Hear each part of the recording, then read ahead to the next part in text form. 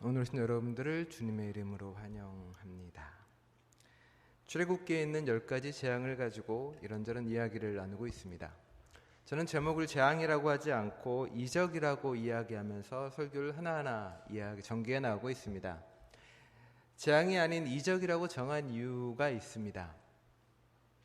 누군가에게 하나님이 내리신 수많은 이적들은 재앙으로 다가옵니다. 아마 이집트 파라오와 그의 신하들이 주로 그런 일을 겪었겠죠.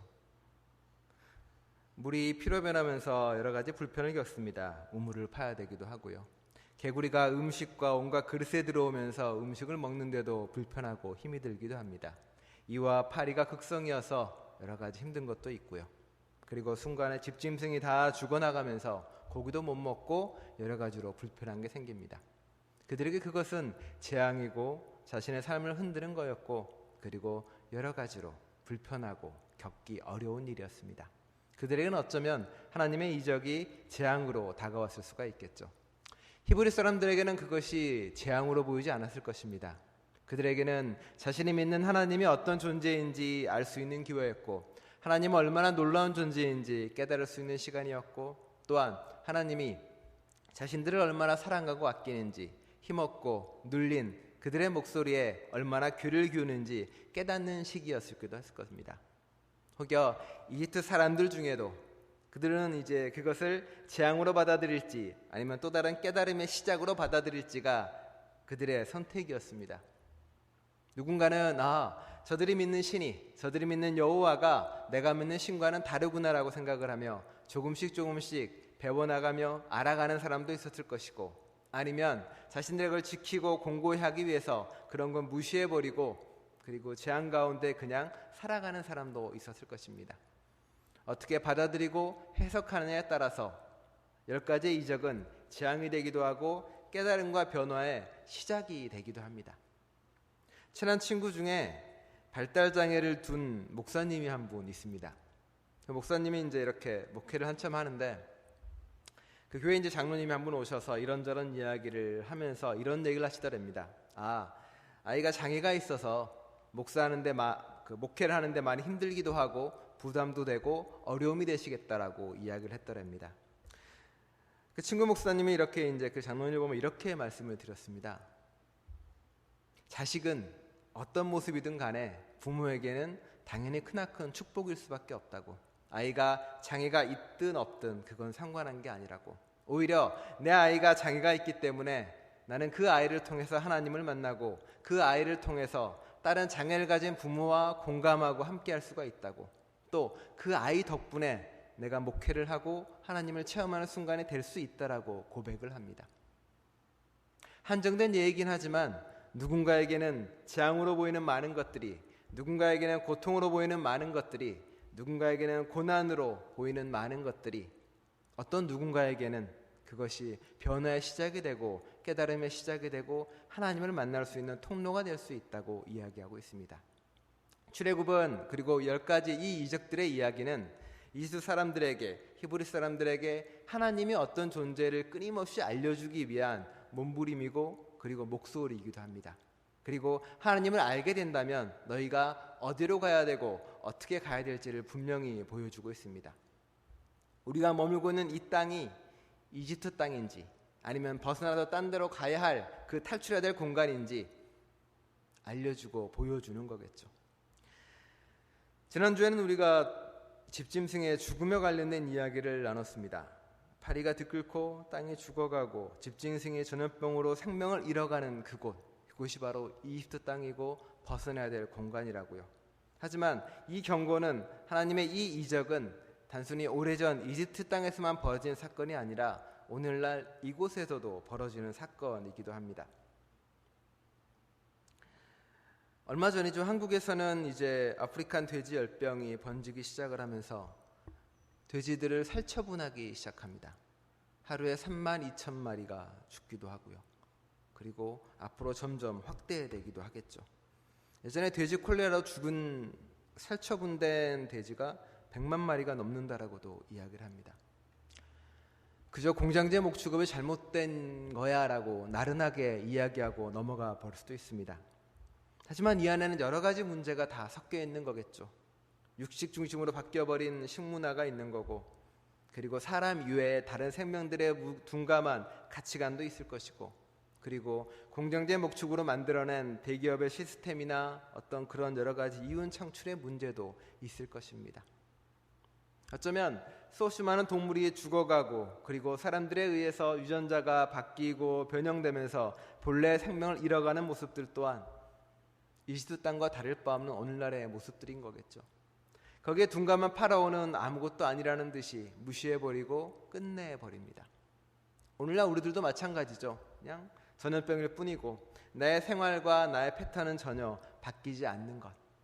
어쩌면 수없이 많은 전염병이나 죽어가는 동물들의 목소리는 하나님이 우리에게 전하는 또 다른 메시지일 수도 있습니다. 우리가 머무는 이 땅이 이집트 땅이라고, 조금이라도 더 앞으로 나아가고 바뀌어야 하면 된다라고요. 우리는 귀를 막고 그 얘기를 듣지 않으려고 합니다. 하나님은 우리에게 이야기합니다. 예배를 드려야 한다. 이 땅에서 벗어나서 온전한 예배를 드려야 하고, 이 땅에서 벗어나서 하나님을 따라가는 삶을 살아야 된다.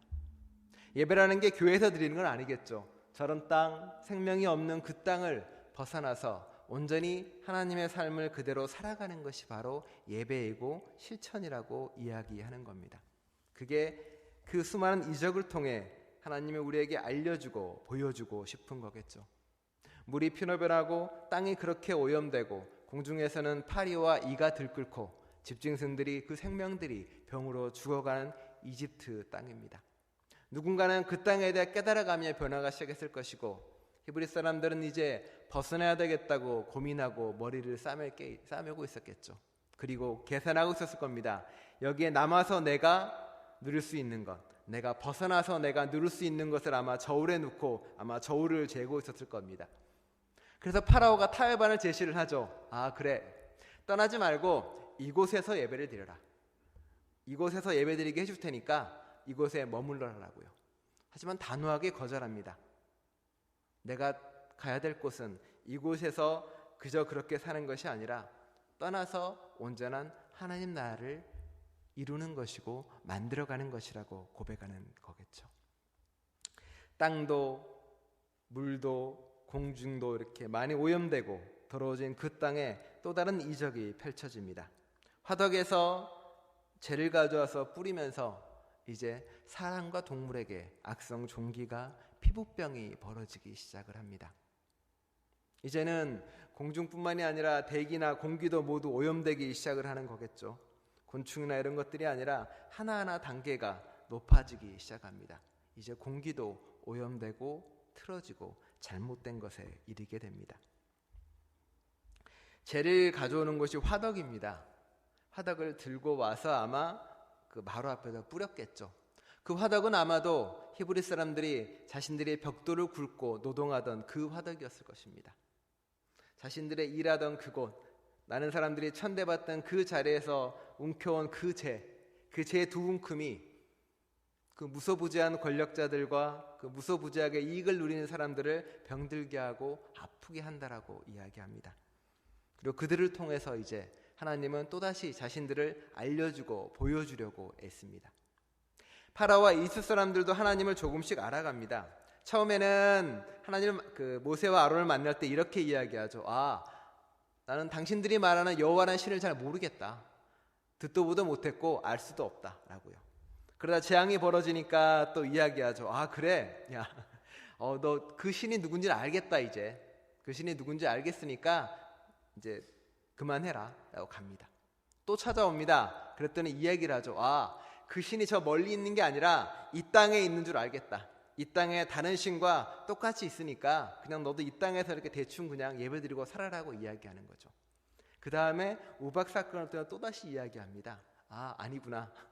이 땅에 있는 신과 내가 다른 신인 걸 보여주겠다고 하나님이 선포하면서 깨달아가는 거죠. 아, 내가 이익을 쫓아갔던 이집트의 신, 내가 믿는 그 신과 여호와가 다르다는 것을 파라오는 조금씩 알아갑니다. 그래서 이야기하죠. 아, 너의 신이 옳다는 걸 내가 알겠다. 내가 틀렸고 그리고 우리 백성이 틀렸다라고 이야기를 합니다. 하나님에 대해서 이집트 사람들이 조금씩 알아가기 시작을 하고 히브리 사람들도 조금씩 알아가기 시작을 합니다. 그러면서 우박을 내릴 때는 기회가 주어집니다. 이집트 사람들에게 만일 너희가 하나님 말씀을 듣는다면 피해라. 우박을 피해서 동물과 사람들을 모두 이렇게 다른 곳에 남겨두어라. 실내로 들여와라. 그러면 우박에 맞아서 죽지 않을 것이다라고요. 그런데 누군가는 듣고 누군가는 듣지 않습니다. 조금이라도 귀를 기울였던 사람은 사람과 동물이 살았고 그렇지 않은 동물과 사람들은 들에서 목숨을 잃을 수밖에 없었겠죠. 얼마나 죽었고 얼마나 생명을 잃었는지는 이야기가 나오지 않습니다. 성경 이집트 사람들은 그렇게 조금씩 하나님에 대해서 알아가고 배워나갑니다. 언젠가 선택해야 될 그 순간에 그가 무엇을 택할지는 아직은 알지 못합니다. 히브리 사람들에게는 어땠을까요? 히브리 사람들은 이집트 땅이 어떤 곳인지 배워나갑니다. 죽음도 모든 것이 엉망이고 모든 것이 다 오염되고 공기도 오염되고 부딪히는 그곳이라고요. 피부병은 무엇을 상징하고 무엇을 보여줄까요? 성경에도 피부병 걸린 사람들이 나오고요. 구약에도 법전에도 피부병 걸린 사람들이 나옵니다. 악성 종양 한센병 환자라고 칭해지는 그 환자들은 성경에 보면은 따로 격리하거나 혹은 밀어내거나 혹은 죄로 인해 벌받은 사람이라고 격리되는 사람이기도 합니다. 바꿔 말하면 서로가 관계가 부딪히고 깨어지고 나눠진 모습입니다. 피부병에 걸린 사람들은 격리되고 나눠집니다. 서로 간의 관계도 부서지고 서로 간의 아무런 것조차 연결점조차 사라지고 맙니다. 피부병 걸린 사람들이 만나는 이집트 땅, 그 땅은 이적이 벌어져서 병든 땅이 아니라 어떻게 보면 히브리 사람들의 눈에는 사람들 간의 관계가 허물어지고 무너진 땅입니다. 자연과 동물만이 죽어서 쓰러지는 땅이 아니라 사람들조차도 서로가 서로를 적대하고 서로가 서로를 돌보지 않고 서로가 서로를 두려워하고 서로가 서로를 미워하면서 나눠진 공간이라고 고백하는 겁니다. 두세 사람이 모인 곳에 하나님이 있는 그 공간이 아니라 두세 사람이 모인 그 공간 자체가 분열과 싸움이 벌어지는 그 공간이라고 이야기합니다. 이제 너희는 그곳을 떠나라. 온전한 관계도 이루어지지 않고 온전한 만남도 이루어지지 않는 그곳을 떠나서 이제 너희는 새로운 관계를 맺고 새로운 공동체를 만들어라고 이야기합니다. 히브리 사람들은 그렇게 하나님에 대해서 배우고 알아갑니다. 또 그들은 놀랍게 회복되는 경험을 하게 됩니다. 자신들의 신이, 자신들이 믿는 신앙이 자신들이 믿었던, 자신들이 가지고 있는 별거 아니라고 남들의 손가락질하는 그 무언가가 이제는 힘이 되고 능력이 되어서 이집트 그 체제를 위협을 하고 그리고 넘어뜨리려고 합니다. 그리고 하나님이 자신들의 목소리에 귀 굴렸다는 것을 깨닫게 됩니다. 너무나 억눌렸고 너무나 고통이 심해서 저항조차 탈출조차 꿈꾸지 못했던 히브리 사람들에게 하나님의 이적은 새로운 희망과 꿈을 줍니다. 아, 하나님이 나를 이만큼 사랑하는구나. 하나님이 우리를 이만큼 돌보아 주시고 붙잡아 주시는구나. 내가 소중한 존재고 내가 정말 놀라운 존재구나라고요. 히브리 사람들은 조금씩 자존감이 회복되고 일어나고 변화되는 경험을 합니다. 그러면서 이제 광야에서라도 살 수 있다는 자신감이 조금씩 늘어나는 것이고 하나님과 함께라면 할 수 있다는 생각 또한 조금씩 싹트기 시작합니다. 히브리 사람들은 회복이 일어나는 것이고 권력이 많고 누리는 이집트 사람들에게는 꺾임과 쓰러짐이 벌어지는 사건이 바로 이 가운데 벌어지고 있습니다. 우박의 사건이 바로 이제 그런 사건 중에 하나겠죠. 기후가 변화되고요. 그리고 세계가 바뀌는 경험을 하게 됩니다. 기후가 변화되는 거는 여전히 벌어지는 일이고요. 네. 금요일날 있었던 기후변화를 위한 스트라이크입니다. 오철수님이 찍은 사진인데 뭔가 사라진 것처럼 보이죠?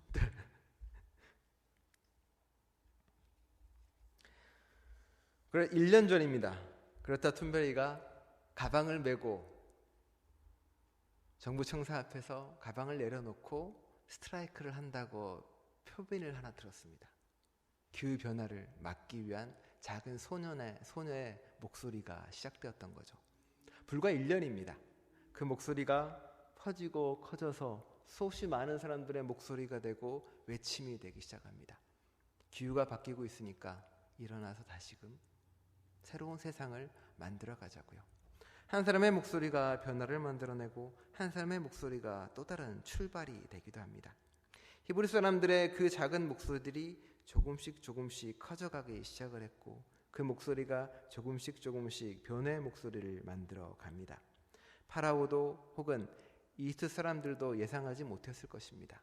모세와 아론이 던졌던 한 움큼의 재들이, 혹은 던졌던 작은 지팡이가, 혹은 그들이 뿌렸던 작은 먼지들이 그렇게 바꾸고 변화시키리라고는 예상하지 못했겠죠. 하지만 그 작은 실천들이, 그 작은 변화들이 세상을 바꾸기 시작하고 출애굽을 하기 시작하고 그리고 새로운 공동체와 예배를 꿈꾸게 만듭니다. 한 사람의 목소리가 수없이 많은 사람의 목소리가 되고 수없이 많은 사람들의 변화를 만들어냅니다. 그리고 그 목소리가 울리는 그 순간 세계는 조금이라도 더 나아지는 목소리가 되겠죠. 수많은 이적의 이야기는 놀라운 기적이라서 하나님이 진짜 신이 하나거나, 혹은 야, 하나님이 정말 이렇게 큰 재앙을 내릴 수 있으니까 너희가 우리의 말을 잘 들어가 아니라, 그 많은 걸 통해서 진정한 예배가 무엇이고 하나님을 따르는 게 무엇인지 알라고 외치는 소리입니다. 하나님이 어떤 존재인지 깨달으라고 외치는 나팔 소리이기도 하고, 동시에 오늘날 우리에게 벌어지는 수많은 생명의 죽음들, 기상의 변화들, 이 모든 것들이 우리가 이집트 땅일지도 모른다고, 그러니 빨리 바뀌고 변화하라는 하나님의 목소리로 듣는 일입니다. 저와 여러분들은 부디 그런 목소리에 응답하고 들으면서 부디 잘못된 선택이 아니라 바른 실천을 통해서 하나하나 바뀌어 나가는 저와 여러분 되시기를 간절히 축원합니다. 기도드리겠습니다. 하나님, 창조절기를 보내며 주위를 둘러봅니다. 작은 실천을 통해 세상을 바꾸려는 사람들이 있습니다. 무모해 보이고 언뜻 황당해 보이는 일이기도 합니다. 하지만 그 발걸음을 우리는 기억합니다.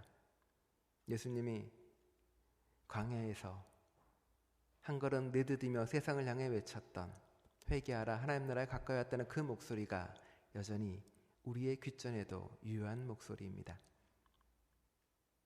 창조세계와 생명의 소중함을 외치는 그들의 목소리가 예수님의 목소리고 곧 하나님의 목소리를 깨달아 알게 해주셔서 저희로 하여금 조금이라도 변화되고 바뀌는 삶을 살아갈 수 있도록 이끌어 주옵소서.